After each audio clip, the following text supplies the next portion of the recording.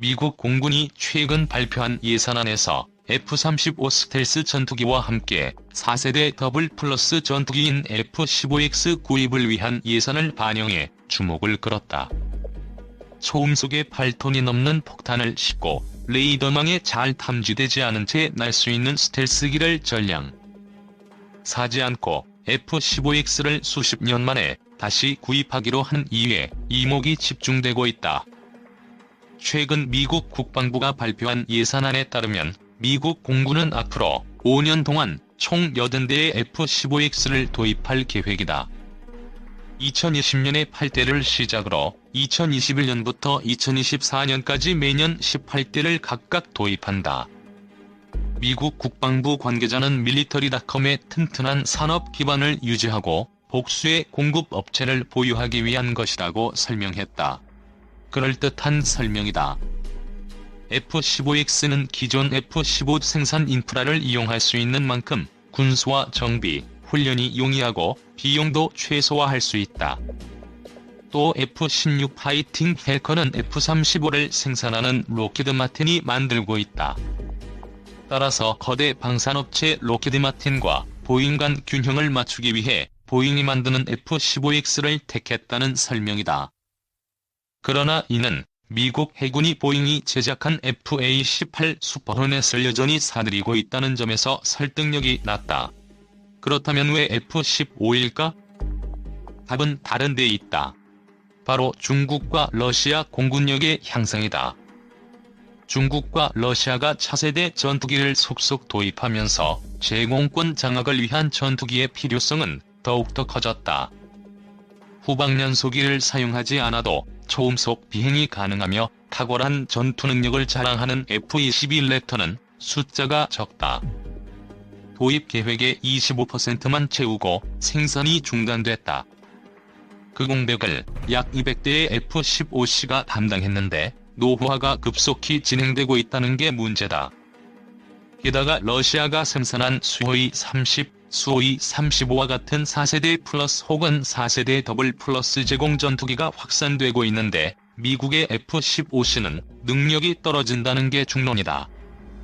수호이 27을 기반으로 F-15C에 맞서기 위해 제작된 이들 전투기는 기동성, 센서, 전자전 능력, 무기 탑재량 등에서 1970에서 80년대 도입된 F-15C를 능가하는 것으로 군사 전문가들은 평가하고 있다. 게다가 중국은 제1-20 스텔스 전투기를 도입하고 있다.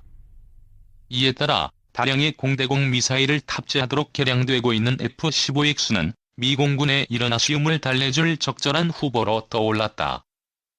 F-15는 탁월한 성능과 무장 탑재력을 자랑한다.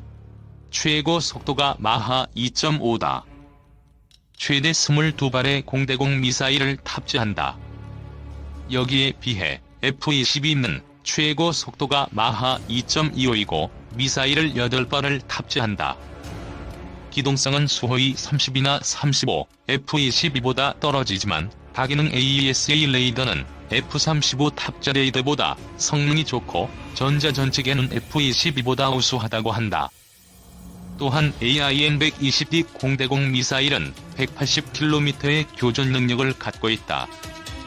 미국에서는 F-15 개량형인 F-15X의 미공군 도입 가능성이 끊임없이 제기됐다. 블룸버그 리포는 지난해 12월 미국 방부가 주방위 공군 F-15C를 대체하기 위해 F-15X 11대 도입 예산 10억 달러를 내년도 국방 예산에 포함하는 방안을 추진하고 있다고 보도했다. F-15C가 노후화해 창정비 비용이 높아지자 새로운 기체를 도입하는 것이 적절하다는 미국 방부 일부 인사의 판단이 작용한 것으로 알려졌다. 대한민국 차세대 전투기 사업은 차세대 대한민국 공군용 전투기 개발 사업이다. KF-X 사업 또는 보람의 사업으로 성능은 F-16 플러스 알파 즉 4, 5세대 전투기로 시작되어 향후 내부 무장창 장착 등의 추가 개량으로 5세대 전투기 수준의 전투 능력을 지향한다. 타당성을 분석할 시기에 당시 대한민국 공군의 수요 물량으로는 타산을 맞출 수 없다는 우려가 있었으나 인도네시아의 사업 참여로 이 우려에 대한 부담은 다소 경감되었으며 그 결과 KF-X는 탐색 개발과 체계 개발 등이 진행되고 있다.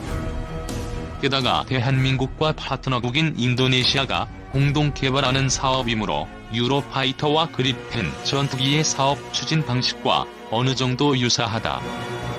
기술 부족 문제를 해결하기 위해 블라크 단계에 따라 국산화 비율을 늘려갈 계획이다. 현재 엔진과 소수의 핵심 부품을 제외한 모든 부분이 국산화가 되어 있다. 블라크 최종 단계에서는 엔진도 국산화될 것으로 보인다. 대한민국 해군의 KD-1, KD-2, KD-3 프로젝트도 이런 식으로 진행되어 최종적으로는 세계 최고 수준의 방어체계를 자랑하는 이지스함 세종대왕급 구축함을 가지게 되었다. 진행 상황으로는 2014년부터 200억 원을 시작으로 2021년까지 8조여 원을 투입해 한국형 전투기 180여 대 양산을 목표로 개발하고 있다. KF-X 사업은 2018년 기본 설계를 마무리하고 2019년까지 상세 설계를 진행해 2021년 시제 1호기 출고, 2022년 초도 비행을 목표로 하고 있고 2025년 양산을 시작하여 2026년부터 실전 배치가 될 예정이다. 2011년 7월 26일 카이와 ADD가 KF-X 탐색 개발 계약을 체결했다. 탐색 개발은 체계 개발을 위한 준비 단계로 연구 개발 대상 무기 체계에 대한 기술 개발 업무를 수행하고 시뮬레이션 또는 모형 제작, 시험 또는 시제품의 제작, 시험 등을 통해 기술을 입증하게 된다. KF-X 탐색 개발 사업은 2011년 2월 ADD가 제안 요청서를 공고하여 2011년 4월 카이가 우선 협상 대상자로 선정되었고 2012년 12월 탐색 개발을 종료하였다. 2014년 8에서 9월에 방위사업추진위원회에서 체계개발 기본계획과 KF-X 사업의 입찰 공고가 이루어졌으며 2014년 말에 체계개발 주체로 카이 한국항공우주산업 주식회사이 선정되었다. 2016년 6월 22일 KF-X의 기체 형상 설계를 위한 풍동시험에 착수했다. KF-X 풍동시험은 형상 최적화를 위한 1단계 저속 풍동시험과 형상 확정을 위한 2단계 확정 형상에 대한 상세 데이터 확보를 위한 3단계 과정으로 국내외 전문기관에서 진행되며 총 1만 3천여 시간 동안 저속, 고속 풍동, 강제진동, 흡입구 풍동 등의 세부 시험을 수행하게 된다. 기체 형상은 1에서 2단계 풍동 시험이 완료되는 2018년 중반 확정된다. 2020년 9월 3일 시제 1호기가 최종 조립 단계에 들어갔다고 카이가 대대적으로 홍보하였다. 행사는 코로나19 때문에 취소되었다. 2015년 12월 말부터 본격적인 개발을 시작한 지 5년여 만이다.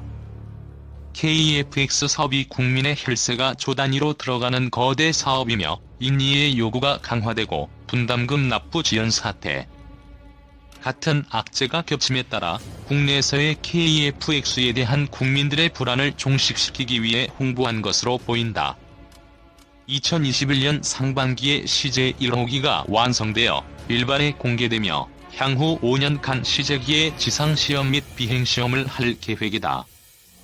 2020년 9월 8일 인도네시아의 분담금 비율을 20%에서 18.8%로 낮추고 지금까지 지연되었던 5천억 원가량의 분담금을 곧 지불할 것이라고 인도네시아 언론인 자카르타 포스트를 통해 전했다. KF-X가 인도네시아의 어깃장에도 무리 없이 흘러가는 것을 보고 더 이상 사업에 대해 불만을 드러낼 명분이 없다고 판단한 듯 보인다. 대한민국의 F4, F5 및 F16 전투기의 생산 단종 및 노후로 인해 도태 시기가 급속히 도래되고 있고 향후 이를 대체할 만한 F16 플러스 알파급 기종이 세계 어느 국가에서도 생산이 되지 않고 있어 공군의 전투력 향상을 위해 추진하게 되었다. 또한 대한민국 국군의 예산만은 충분치 못해 직도입 사업과 라이센스 생산을 통해 장비를 도입하는 방식으로는 필요한 공군 수요를 맞추기 힘들다.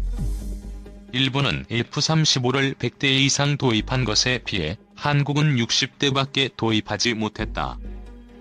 그 결과 단종되어 부품 수급이 어려운 F-4, F-5를 2025년까지 사용해야 하는 지경에 이를 정도로 전력 부족이 심화되고 있다. 국산 제품을 생산한다면 우리가 마음대로 개량해볼 수 있는 막강한 장점이 생기고 전시의 공급과 정비가 쉬우며 부품을 국내에서 생산할 수 있어 전력 가동률 향상에 큰 도움이 될 뿐만 아니라 외화 유출도 막을 수 있어 국가 경제를 보탬하는 데에 있어 큰 힘이 된다. 그 예로 FA-50은 국내 최초의 초음속형 공격기로 국내 개발 제품인 관계로 전력 가동률이 90% 이상으로 매우 높으며 공군에서도 선호하는 목소리가 커 한때 20대를 추가 양산한다는 기사가 돌아다니기도 했다. 더욱이 수백 대를 생산하는 전투기 사업을 함으로써 아직 걸음마 단계인 한국 항공산업의 기술적 발전과 수출 시장 개척 또한 꾀할 수 있다. F-35는 단발 엔진 4.3만 파운드 추력, 최대 이륙重량 7만 파운드인데 KF-X는 쌍발 엔진 4.4만 파운드 추력, 최대 이륙重량 5.4만 파운드이다. 엔진 출력이 F-35보다 크기 때문에 추후에 최대 이륙 중량이 더 늘어날 가능성도 있어 보인다. 한국의 KF-X는 F-4, F-5와 같은 공군의 노후화된 전투기를 교체하는 4.5세대 미들급 전투기로 개발된다. 이후 지속적인 개량을 통해 미국 F-35, 중국 Je-31과 비슷한 성능까지 도달하는 것을 목적으로 한다. 인도와 러시아도 F-35와 재원이 거의 비슷한 스텔스 전투기를 개발 중이다. 그러나 러시아의 경우 예산 부족 문제에 따라 제대로 된 양산조차 하지 못하는 중이다. 트럼프 행정부는 일본의 XE 배치를 반대하며 F-35 수입을 요구하였으며 이에 일본 XE의 배치가 장기간 보류되었다.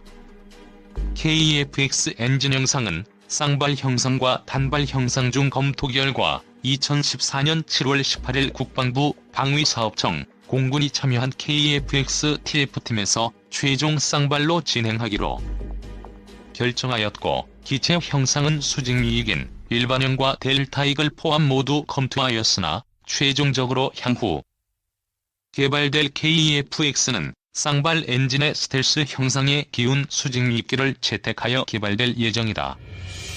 쌍발 엔진을 사용하는 기체로는 F-15, 미그 29, 수호이 27, 유로파이터 등이 있다. 쌍발 전투기는 단발 전투기보다 귀환율이 높다. 엔진 하나를 잃더라도 남은 한 개의 엔진으로도 무사 귀환이 가능하기 때문이다. 교전 시에 엔진의 반을 잃고도 무사히 적으로부터 도주가 가능하겠냐는 의견도 타당성이 있지만 전투기 손실 중 대부분은 추락으로 인한 것이었고 이는 대부분 전시가 아닌 평시에 벌어진 일이었다. 육성하는 데에 몇 억이 투입되는 조종사와 이보다 몇십 배 비싼 기체의 전력 보존을 위해서라도 높은 귀환성을 무시할 순 없다. 더불어 엔진의 출력이 높기 때문에 많은 무장량을 갖출 수가 있다. 쌍발 전투기의 기본적인 동체 자체는 크기 때문에 엔진 간 거리를 넓힐 경우 두 엔진 사이 즉 기체 가운데에 위치한 매립식 내부 무장창을 쉽게 확보하기에 용이하다. 쌍발의 기운 형상 수직미익은 우리 공군이 원하는 쌍발 전투기 형태이다. 시뮬레이션 기술의 발달로 공력 해석 및 형상의 컨셉은 적은 비용으로도 개발이 가능하고 초기 개발 시 일반적인 수직미익기보다 개발 비용 단가가 더 들더라도 전투기의 기본 형상 컨셉이 좋으면 개발 이후 꾸준히 업그레이드 시 기체의 형상 변형이 적기 때문에 개발 비용이 크게 절감되고 차세대 스텔스 기체를 위한 업그레이드가 가능해진다.